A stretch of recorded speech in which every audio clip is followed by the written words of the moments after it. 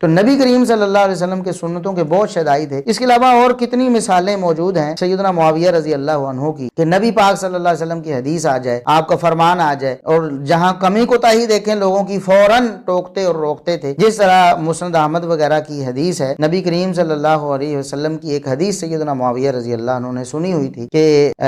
جو شخص من سرہ یتمثل لہ الرجال قیاما فلیتبوأ مقعدہ من النار، جو شخص یہ پسند کرے کہ لوگ میرے سامنے میرے لیے بت بن کر کھڑے ہو جائیں، بے حس و حرکت کھڑے ہو جائیں، جو شخص یہ پسند کرے اسے اپنا ٹھکانہ جہنم سمجھنا چاہیے۔ یہ حدیث سیدنا معاویہ رضی اللہ عنہ نے سنی ہوئی تھی، اور مسند احمد میں ہے کہ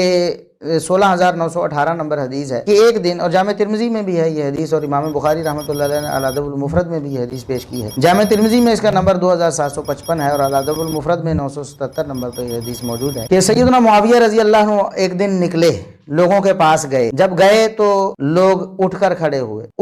ہوا کوئی، تو آپ رضی اللہ عنہ نے فوراً منع کر دیا، فرمایا بیٹھ جاؤ، میرے لیے کھڑے ہوئے ہو؟ میں نے محمد الرسول اللہ صلی اللہ علیہ وسلم کو یہ فرماتے ہوئے سنا ہے کہ جو شخص اس بات کو پسند کر لے کہ لوگ میرے لیے سیدھے کھڑے ہو جائیں بے حس و حرکت، جس طرح ہمارے ہاں یہ جو سیلوٹ مارتے ہیں، یا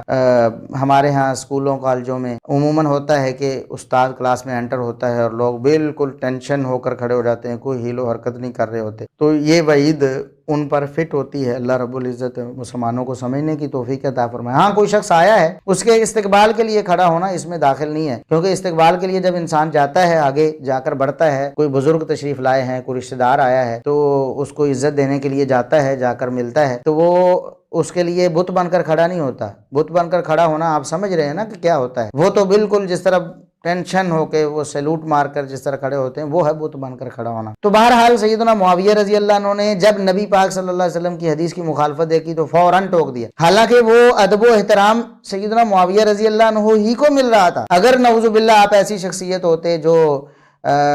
مطلب ہے کہ اپنے آپ کو عزت دلوانا چاہتے ہوں، لوگوں کے ہاں اپنا مقام بنوانا چاہتے ہوں، یا جس طرح لوگ کہتے ہیں اقتدار کے بھوکے نعوذ باللہ اور ظلم و ستم کرنے والے نعوذ باللہ، دیکھیں ایک عزت مل رہی ہے لیکن نبی پاک صلی اللہ علیہ وسلم کی تعلیم کے خلاف ہے، فوراً روک دیا، فرمایا بیٹھ جاؤ۔ اسی طرح فرمایا بیٹھ جاؤ، فوراً بیٹھ جاؤ۔ نبی کریم صلی اللہ علیہ وسلم نے یہ فرمایا ہے، آپ کی اداؤں کے، آپ کی